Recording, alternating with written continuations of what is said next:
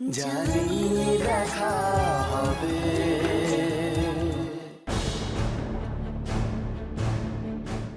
ও যেগুলো বললো সেগুলো কি সব সত্যি?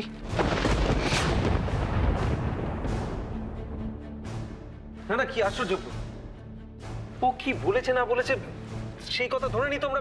ও কিন্তু একটা মিথ্যে কথা বলছে না। ও কিন্তু একটাও মিথ্যে কথা বলছে না। হ্যাঁ, তার মানে এতদিন আমাদের যা সন্দেহ ছিল সেটাই প্রমাণ হলো আজ। দিদি, দিদি তুমি কিছু বলো।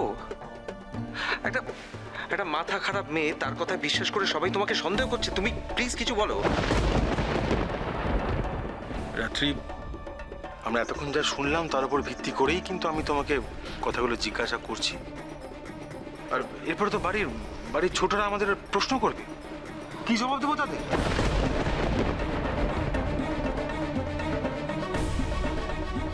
তার মানে সোনা বৌদি ঠিকই বলতো, ঠিকই বলতো। প্রমাণ কিছু ছিল না, তাই জোর দিয়ে কিছু বলতে পারতো না, কিন্তু বলতো ওর মেয়েকে কেউ কেড়ে নিয়েছে।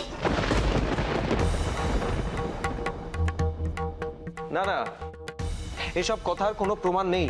এসব বন্ধ করো, এই বন্ধ করো, তুমি যাও। বিষ্ণু, এসব বন্ধ করে কিন্তু কোনো কিছুকে চাপা দেওয়া যাবে না। ওই যে বললাম না যে অনেক রকম প্রশ্ন উঠবে, আর সেসব প্রশ্নের জবাব কিন্তু আমাদের কাছে নেই। সেসব প্রশ্নের উত্তর রাত্রিকেই দিতে হবে।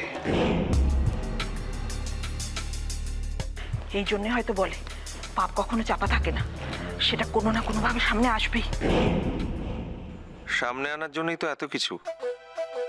এবার দিদি, কিভাবে বাঁচবে তুমি? মামু মামু মামু, এই সবাই এসব কি বলছে? না, আমি তো ভিনি তো তোর মমের নাম বলেছে, তাহলে তোর মমকে জিজ্ঞেস না করে তোর মামুকে জিজ্ঞেস করছিস কেন? দিদি, তুমি তো আজ গেছো, তোমাকে আমি স্পষ্ট দেখতে পাচ্ছি তুমি এখন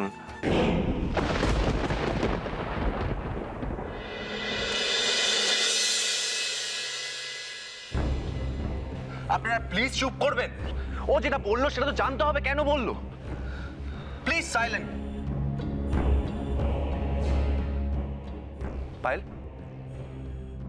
পায়েল, পায়েল, তুমি ঠিক দেখছো যে ওটা রাত্রি মল্লিক? পায়েল, পায়েল, পায়েল, পায়েল ওঠো তুমি। পায়েল, আমার কথার উত্তর দাও। যে আগুন লাগিয়েছিল সে কি রাত্রি মল্লিক? পায়েল, আমাদেরকে বলো পায়েল।